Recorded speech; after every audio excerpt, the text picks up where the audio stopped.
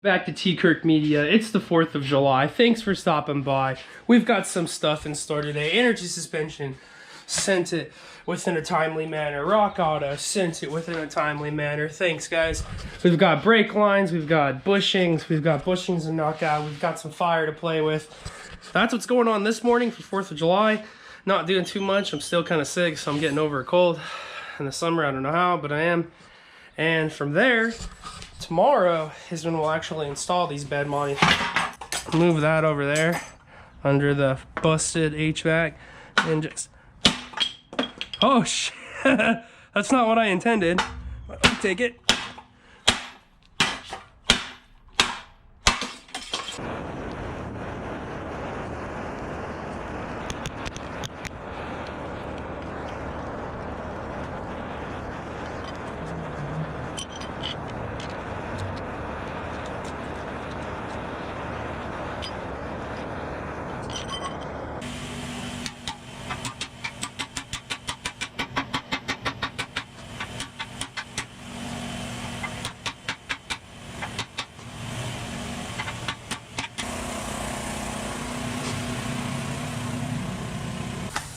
Let's see.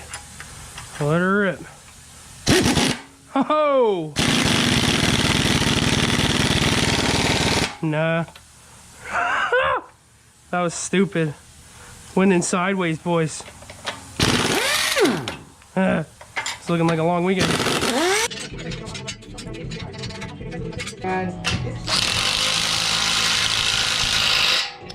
Oh, Grandpa Mike. Once we get these in here and the springs on there, then we adjust it. Okay. Take a spring and hang it on both of those. How much is hanging out? This one needs to come, or this one needs to come up a little more. Well, it looks like even on that, as far as the threads are. Well, you could bring it down to where the threads disappear here and they do the same there. Doesn't matter. I think we're good right there.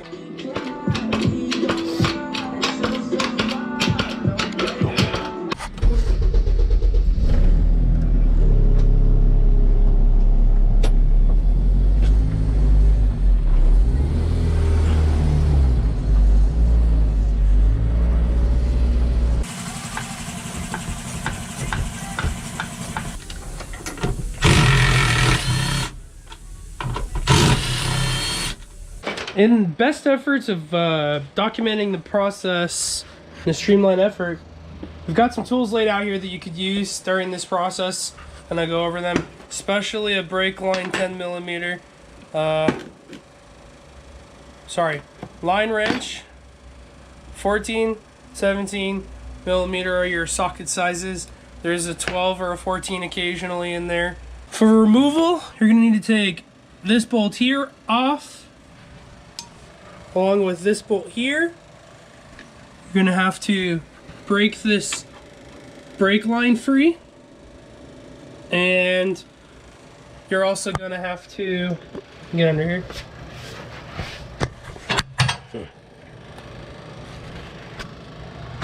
Break those two free, along with this guy here, and that'll be for removal, as well as any of where the actual e-brake connects. So I think I have to take at least the dust shield off, if I remember correctly.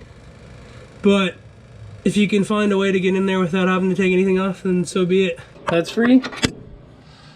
All that's holding it is really the support of this stuff. I need to get that line free now. Should have done the brake line first and let it pour whatever remnants is left in there to 10mm. Shit, nice and easy on both these lines. It's been kind of cool. Now that the brake line's free, this whole assembly can literally just drop right where it stands. It's only being held by really just tension. Not tension, but you know what I mean. Let's see if I can get this.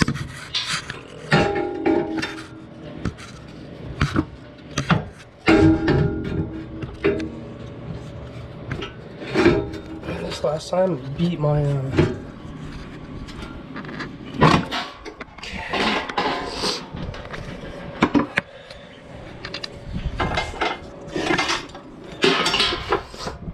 I forgot to mention that you have to obviously slide this in with some grease, white lithium grease on it.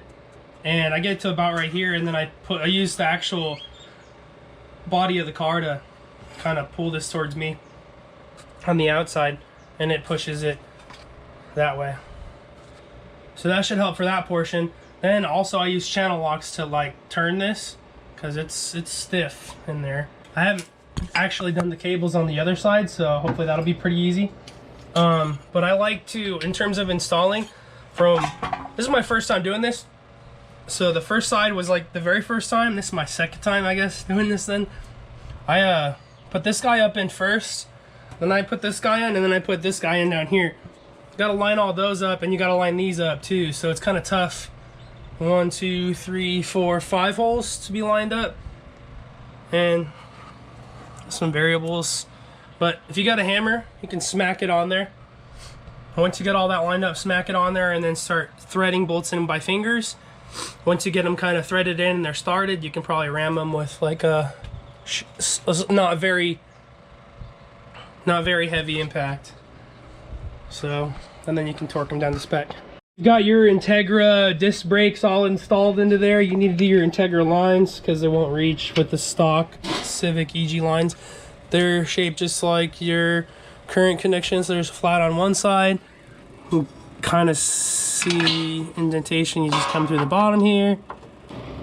Once you have everything lined up and pushed through properly, in theory you should be able to slide this clip on to there rather easily, so that it'll lock it down. Hammer to tap it on there with like a flathead. Once you do that, you can just send your brake line back in, or your physical hard line, to a point where you get it started, and then you can finish it with the, I would recommend, line wrench.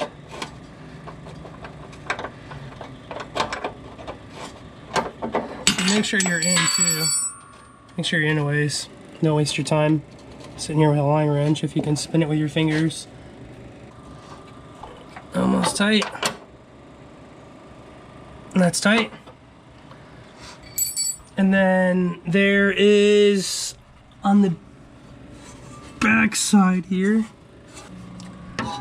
for that brake line install onto the Integra hub here, or I don't really know what to call it, but there you can see that bolt down there that's kind of half threaded in. Let's see if we can set it down. That'll work.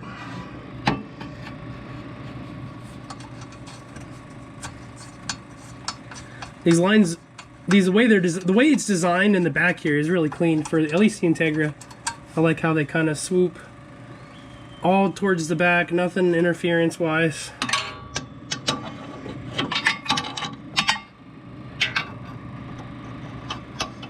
You can kind of see how it rests on there.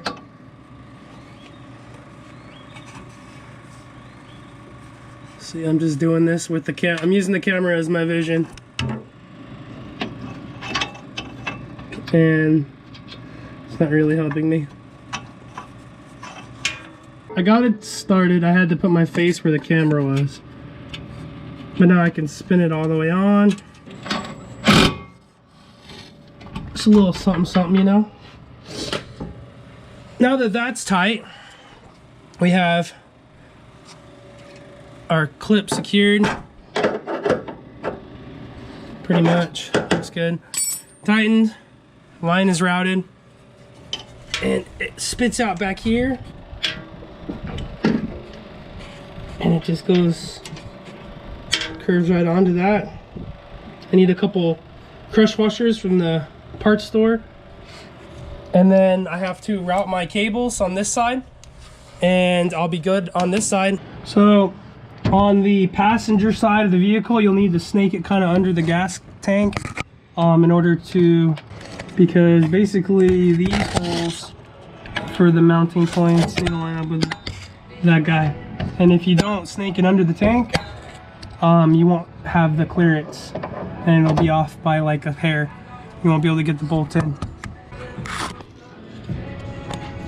So now you can see that's all tucked in. Insufficient lighting's another issue under here. So you're in for a treat on these e-brake cables. Now that the e-brakes are secured, at least under the car, you can come back in and get everything situated in the passenger area. I wish I had looked at this when I bought the disc brake swap, but basically when you get your cables, just inspect that these press fittings are actually still pressed.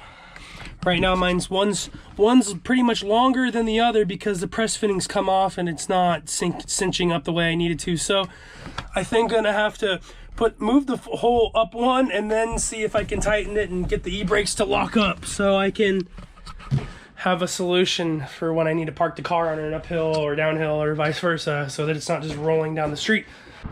It's beautiful out, of course, when I finish everything and it's not 100 degrees out. It's when I'm done with everything, except for bleeding the brakes. I gotta bleed the brakes still. They're not bled enough. It's definitely spongy right now, I don't know. But other than that, the disc brakes are done. They look pretty good. I'm stoked on it. While I was working on the disc brakes, I also cut that little chunk a little bit better. At any rate, thank you for continuing to watch.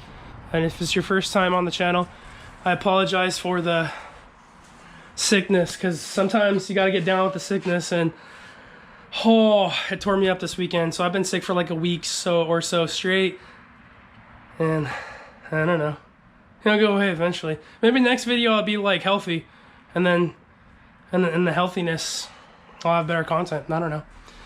Who cares? Who cares? Like, subscribe, comment below. Got some stuff in the works. Always.